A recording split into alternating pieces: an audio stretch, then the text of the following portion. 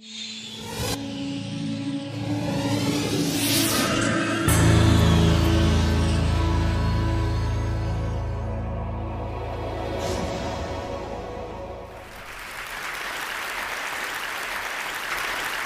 I was a child growing up in Maine, one of my favorite things to do was to look for sand dollars on the seashores of Maine because my parents told me it would bring me luck.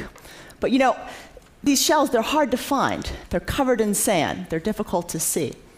However, over time, I got used to looking for them. I started seeing shapes and patterns that helped me to collect them.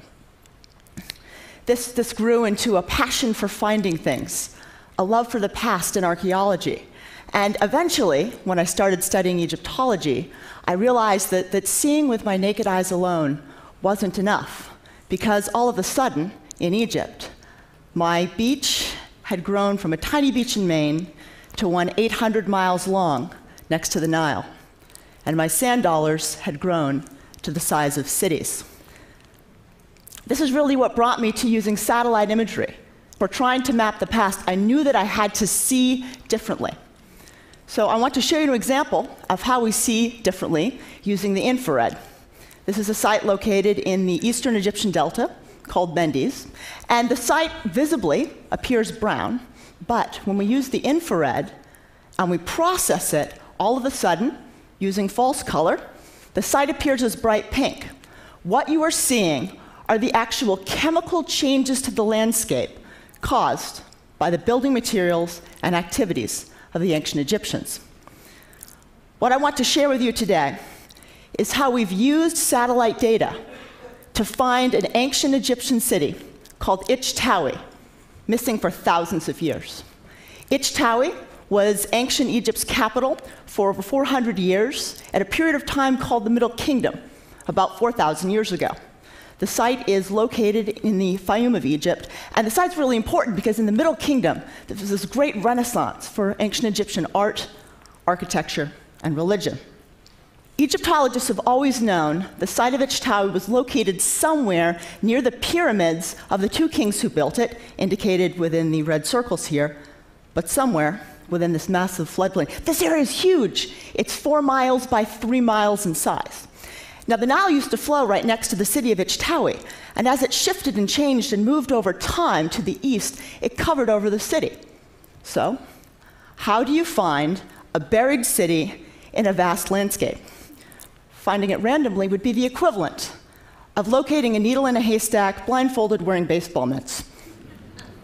So what we did is we used NASA topography data to map out the landscape, very subtle changes.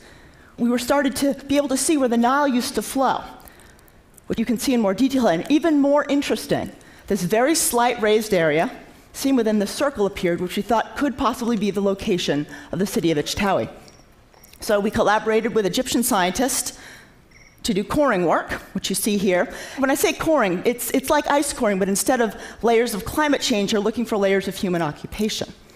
And 5 meters down, underneath a thick layer of mud, we found a dense layer of pottery.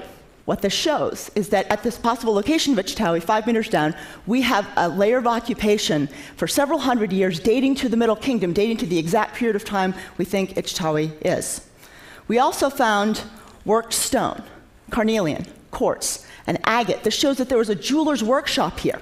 These might not look like much, but when you think about the most common stones used in jewelry from the Middle Kingdom, these are the stones that were used. So we have a dense layer of occupation dating to the Middle Kingdom at this site. We also have evidence of an elite jeweler's workshop showing that whatever was there was a very important city.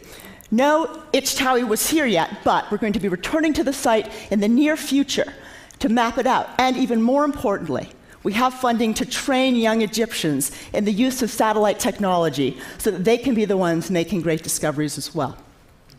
So I wanted to end with my favorite quote from the Middle Kingdom. It was probably written at the city of Ich-Tawi 4,000 years ago. Sharing knowledge is the greatest of all callings. There's nothing like it in the land. So as it turns out, TED was not founded in 1984 AD. Making ideas happen actually started in 1984 BC, at a not lost for long city, found from above. It certainly puts finding seashells by the seashore in perspective. Thank you very much.